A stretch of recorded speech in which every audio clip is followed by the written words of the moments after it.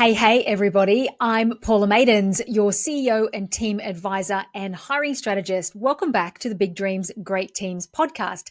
Today, we're tackling something that is super important, that is oh so critical to high performing teams. And it has the ability, when you improve it, when you get it right, to completely change how you feel about your business. And that is trust and collaboration within your team. And more importantly, how to build it, how to build trust, how to build a collaborating team. Now, I work with loads of business owners who face this challenge where you have a team, maybe you've got somewhere between 3, 4, 5, 6, maybe 10, 15 team members, but the amount of time that you're spending in your week is blowing out. And what's really interesting with a lot of my clients is, when we actually sit down and calculate, map out, estimate how much time they're spent reviewing, approving, redoing work, checking work, answering questions, it can take up a lot of your time, sometimes like 10 to 15 hours a week. And often when we look at the actual functionality of what you're doing and why you're doing it, it's often because deep down, you don't fully trust your team to just run with things, to deliver to your standards. And so you want to have eyes over it, final eyes over it, because you're finding mistakes or because you just simply don't believe that they can produce something to the level you need to not be involved. But the reality is, after implementing some of the strategies that I'm going to be talking about today, it's really common to see those review hours, those hours of time that you're spent reviewing, approving, redoing things cut right down by at least half, if not 3/4, like obviously depending on the size that you're dealing with, because that is the power of getting trust right in your business.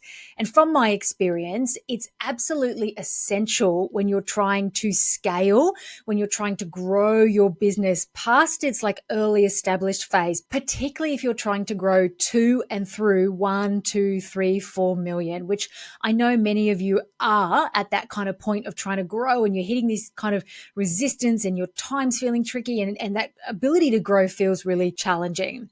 So today I'm sharing with you insights from working with hundreds of clients across a range of industries, how to build the kind of trust that will lead to higher performance and will lead to you being able to be less involved in all the things. Because here's the thing, trust isn't about blind faith. It's about creating the right conditions where your team can thrive, and so that you can finally step away and into that more strategic role that your business needs you to step into. So let's dive into that.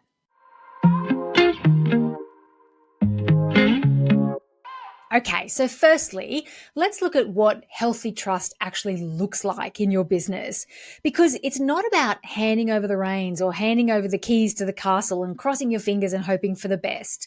Now, trust between you and your team members looks like you being able to delegate a task and not needing to ask for constant updates. It looks like you giving somebody autonomy to solve a problem their way, even if the way they solved it is slightly different to how you would have done it. It's about you handing over responsibility to somebody and focusing on their ability to get the results and the results that are produced, as opposed to you needing to drop in and drop down and be part of achieving those results. And really importantly, it looks like you being able to disconnect, to step out, or even just step back, whether that's for you to go on a holiday or whether that's for you just to be able to focus on something that's important that you can do, that you can deep dive into without being interrupted or feeling needed by somebody else. Knowing that things will keep running if you don't check your emails every hour or even every day.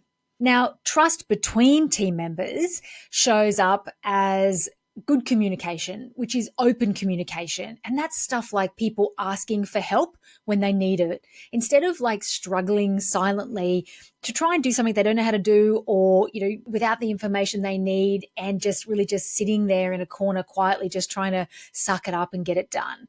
Trust between team members looks like collaboration, which happens organically, not because you're forcing people in a room together or a virtual room or a real room, and not because you're mandating a conversation. And it's also team members holding each other accountable, or, hey, you said you were going to get this done, or, hey, how are you going with this, without dragging you into every conversation or looping you in to all those conversations. So that's what trust looks like between you and your team and between the team. And what's really interesting is the absence of trust is also quite revealing. So this might be you noticing like lengthy email conversations where people seem like they're documenting everything and they're CCing you in on everything. Or if you feel like you're constantly jumping in to mediate or solve or troubleshoot or clarify small issues that are coming up amongst the team. Trust being absent also looks like information not being shared.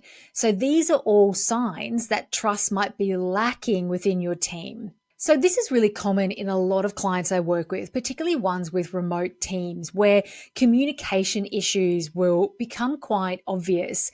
And what's not obvious is that the reason the communication is not quite working or going to plan is because there's a lack of trust.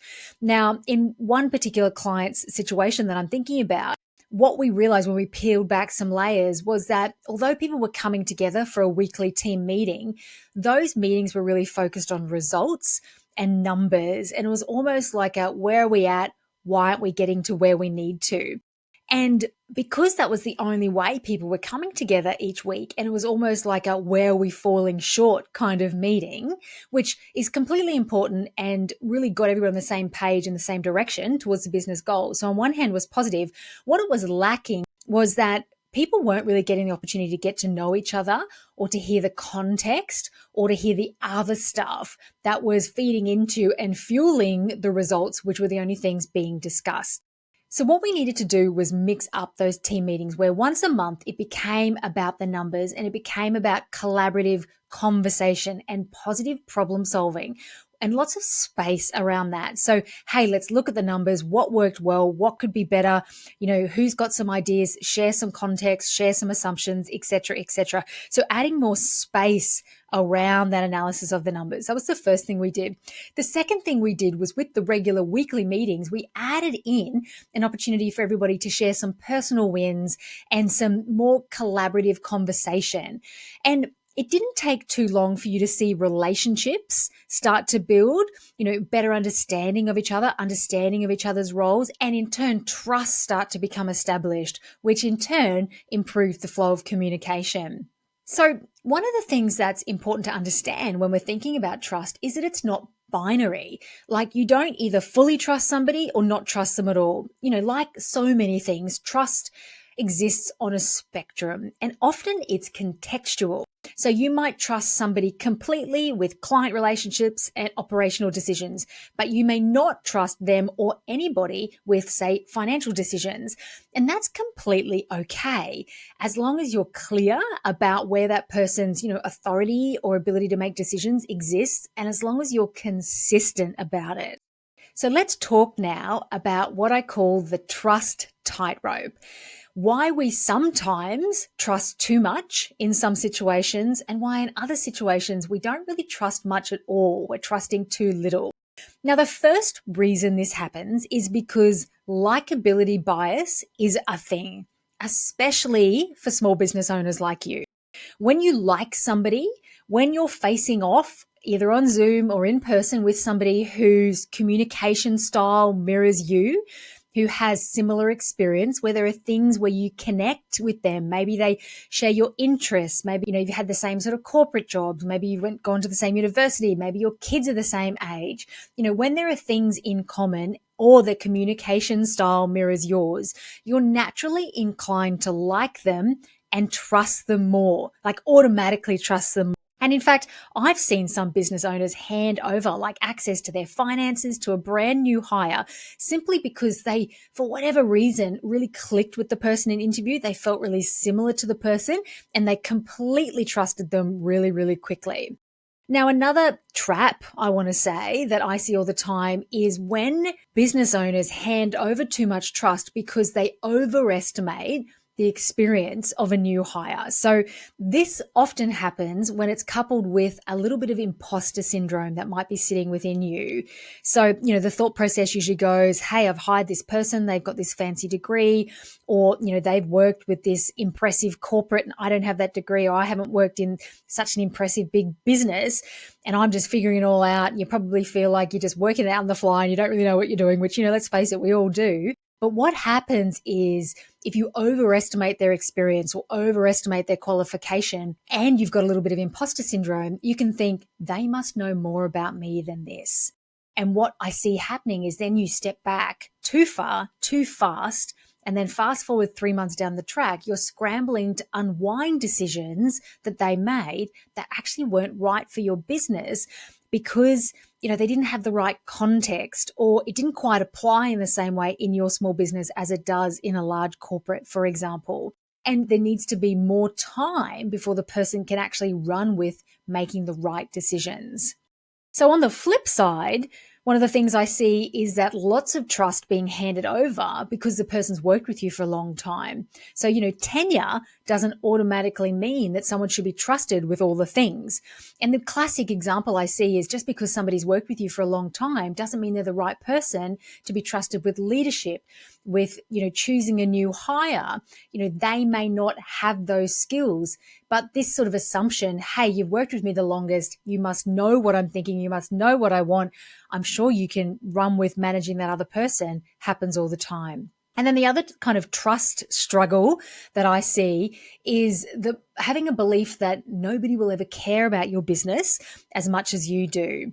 And you know what? It's true. They won't. It's not their business. It's yours. But they don't need to care about, obsess over your business to the same level that you do to still be effective and trustworthy in their roles. I can think of one client in particular who had a really, really successful business, but used to just feel so frustrated and I want to say even resentful because her team wasn't demonstrating enough initiative.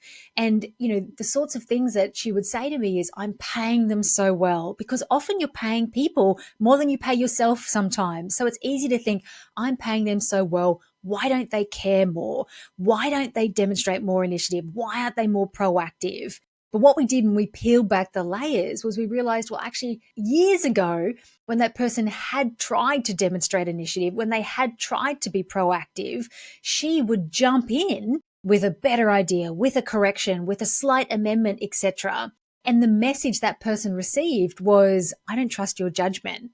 And so they kind of stopped trying to show initiative, to be proactive, to go beyond, because they didn't think that that was what she wanted. It's super interesting, right? And the other thing I want to talk about is this diving in and tweaking, improving, always needing to have input, always needing to review, which is micromanagement. The cost of that is huge. It's huge to you personally, like the impact it has on your time and often your life and your family and all the things. But it also costs your business a lot in unproductive time. And when you get caught up in a cycle of checking, correcting, controlling, the reality is you're essentially redoing and doing multiple jobs. And that is the essence of why so many business owners, at this scaling and growth stage get stuck in the weeds and find it hard to step away. Because what's often accidentally happened is there's been a flow or a system that's created that involves you. So where your input is constantly injected and it gets to a stage where that input is therefore required and it becomes part of the flow. And that's one of the reasons I created my reasonably new product called the Team Performance Audit, to help anybody who's scaling and who feels a bit stuck get some expert eyes on the way you're operating and where it might be just not quite going to plan, and some quick tweaks that you can do, prioritize changes you can do to really just make it feel better quickly and try and get you up and out of those weeds.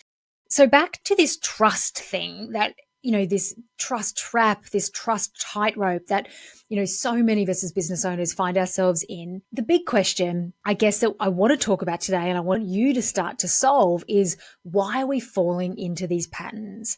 Now, often it's because of past experiences. Maybe you trusted somebody who completely let you down. Maybe you grew up in an environment where, self-reliance and independence and demonstrating that you didn't need anybody and you can do all the things was really valued.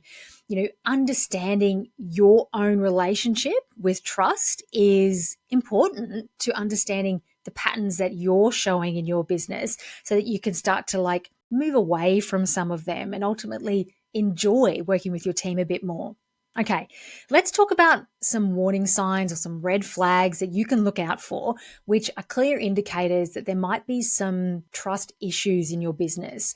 Now, this might be lack of trust, or it might just be opportunity for trust to exist where it's not there. Signs that you have given away too much trust without having a proper system to support that trust being given away are things like finding yourself surprised or blindsided by a problem that had been growing in your business for maybe weeks or months that you didn't even know existed.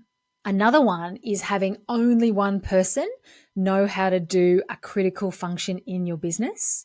A third one is having team members who seem possessive of their role, of their processes, or just of information in general. Maybe that looks like they're not wanting to document processes or show somebody else how to run with their role when they go on holidays. Maybe they're sort of saying, I'll keep checking things while I'm on holidays. That somebody who's kind of not operating in this really clear, transparent way, like they're holding on a bit too tight. The fourth red flag is if you have processes and systems that exist for your business, but they're not stored and owned in your business. So an example, I had a client with a really quite significant multi-million-dollar business who completely trusted her assistant who'd worked with her for years, who'd sort of evolved into that business manager role. One of the questions that I asked my client was about the existence of processes and systems, and she assured me that these existed, but when we peel back some more layers, they existed, but they weren't in her project management system. They weren't in her directory. She couldn't actually access and put her fingers on them easily. Now, unsurprisingly to me, but hugely surprising to my client, was when she asked for them to be copied over and transferred, that was met with resistance and lots of excuses. That's definitely a red flag. Processes and systems need to be owned and stored in your business. And if they're not, then that's probably an example of where you've handed over trust and we need to get a bit more control back over that. And then I guess the last red flag is if decisions are being made in your business that ultimately don't align with your values or your business goals. Now, on the other hand, some red flags and some signs that you're not trusting enough, so you as the business owner may not be trusting enough, include finding yourself being CC'd on all the emails, finding yourself being invited and needing to attend all the meetings, team members constantly checking in with you before moving forward on a task or on a project which you feel like they don't need to be checking here. If you have a high turnover of people who seemed really great at interview, but for whatever reason they're not staying. If you take time off or step out of the business if things seem to stall, or ultimately if you're working more hours than what your team seem to be. These are some signs that maybe you're not trusting other people enough, because you can kind of get a bit of a sense that things are being bounced back to you. It's not even just about being the bottleneck. It's like, why can't they do more? Why can't they run with more? There's an opportunity to be handing over more trust. And the reality is a lack of trust and the opportunity to improve trust and collaboration can directly affect your bottom line. And I know that's what we all want, right? We want more profit. We don't want to be working harder, doing more things, but we want to be, getting more money in our back pockets in exchange for the hard work that we are putting into our businesses. So to give you an example of a client where this actually was directly affecting their bottom line was I had a client who was hanging on to the invoicing process. So she was the only one who could issue invoices, who could follow up invoices, who could monitor the bank account, etc. And I completely get it. Don't get me wrong. Like, giving somebody access to your bank account is really, really tricky. Giving somebody access to, your accounts, it's a big thing. So I completely get that. However, in this case, because my client was so busy, the reality was her holding onto that function was creating cash flow problems in her business because she wasn't invoicing enough. She wasn't chasing, and sending reminders enough, et cetera, et cetera. And by cleaning that out and working out, A, why haven't you handed it over? B, who is the right person for this to be handed over to? Because perhaps it's not someone in your business. Perhaps it's an outsourced person who, isn't connected that you feel more safe with. And perhaps they can prepare the invoices, but not actually have access to the bank account, for example. So working out why we're holding on to that thing, who the right person to hand it over to is, this genuinely freed up not only her time and the guilt that she was carrying around because she wasn't getting around to doing this important thing, it literally cleared up cash flow problems in her business, which takes away headaches, right? Like someone else sending out the invoices, chasing them up, making sure the money's coming in the bank. That is just this huge bottom line benefit, which you can see comes from essentially working out how to hand over or how to trust more people in your business. So you can see that this can be more than just a cultural thing. It can also just be a financial thing. When trust is lacking, when you're holding on to too many things, it literally can affect your bottom line. Okay, so let's say that you've identified some of these red flags in your business, which I'm sure you have because they exist in most people's businesses and certainly in most of my clients' businesses. So how do you then move forward to building appropriate trust with your team? I'm going to share with you 3 approaches that will work across a range of different types of businesses. And the first one that you've heard me say before is clarifying expectations and outcomes, because many trust issues stem from unclear expectations. You know, instead of that generic, hey, can you come in and improve our social media or improve our engagement or, you know, run with social media and grow our platform, actually defining what does success look like. I want you to create, implement a content calendar that will generate, 10 inquiries and increase our engagement by 20% over the next 3 months. So specificity is gold in supporting there to be better trust and better collaboration, because when people know what success looks like, then they can go and work independently towards it. And you know that they're on track because you know that they know the direction they're going in. So you don't need to step in and monitor, and they don't need to keep checking their direction with you. Secondly, systems will help build trust through transparency so that you can get out of any of that micromanagement. And systems such as dashboards or reporting of key metrics can help create visibility for everybody.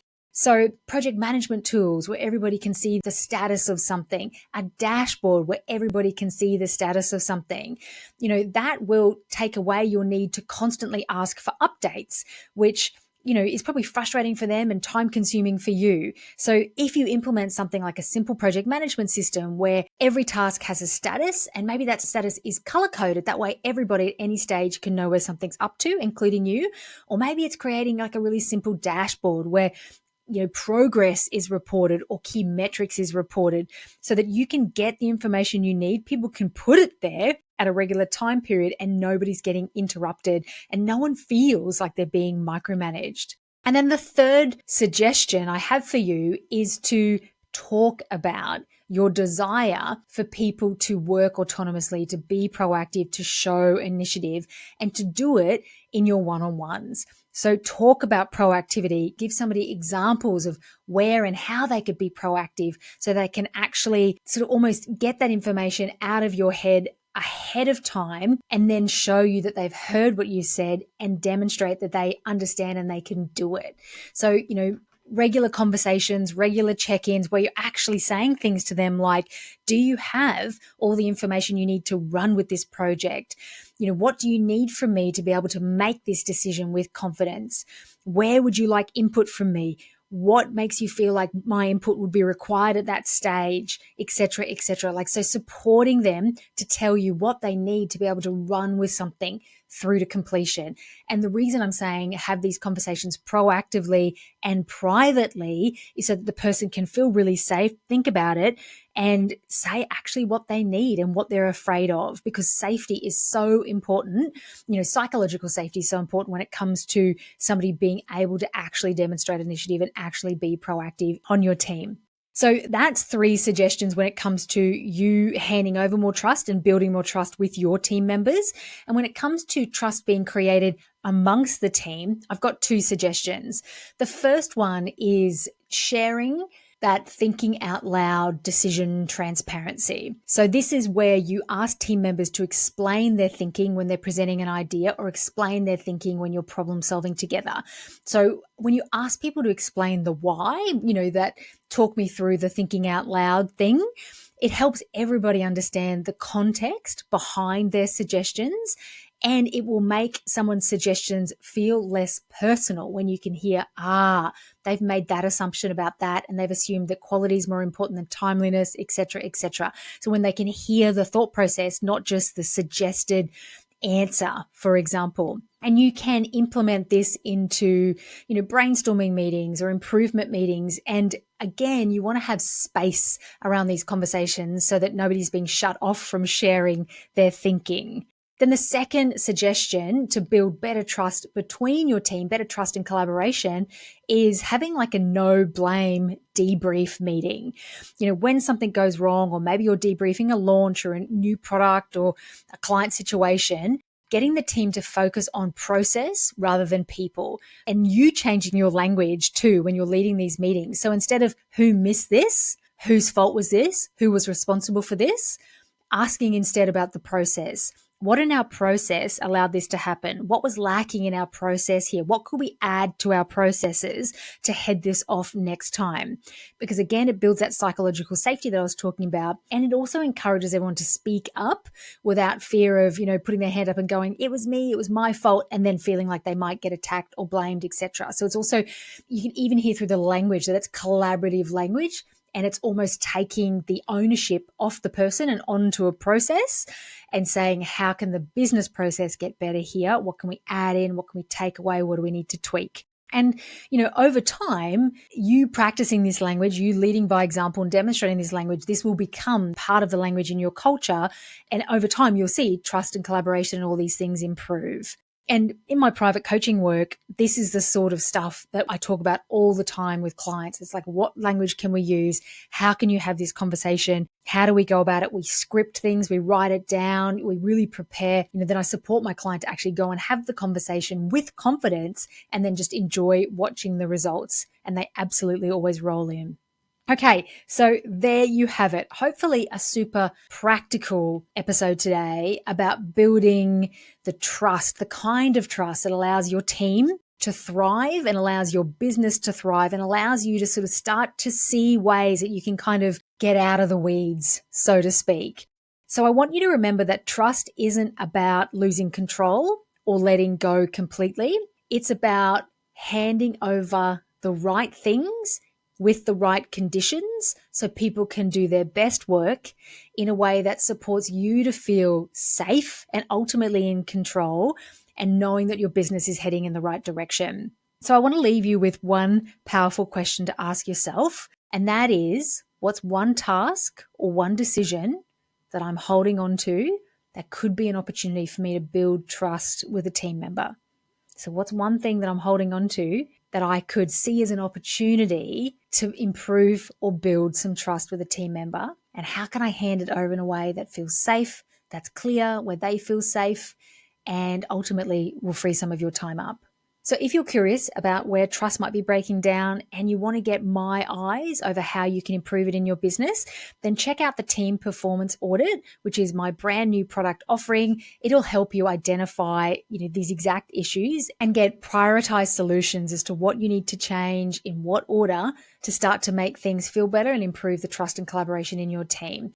It's a great offer where you complete a short, punchy questionnaire, and then we hop on a 45-minute laser-focused phone call, which is a diagnostic call. And after that call, you get a recommendations document from me where I write down what your priorities are, what might recommend you should do to get both quick wins, but also to make strategic steps forward in the right direction with your business. So it's a really great opportunity to get expert outside eyes on what might be your blind spots. Maybe it's your trust issues. Maybe there's some quick win opportunities.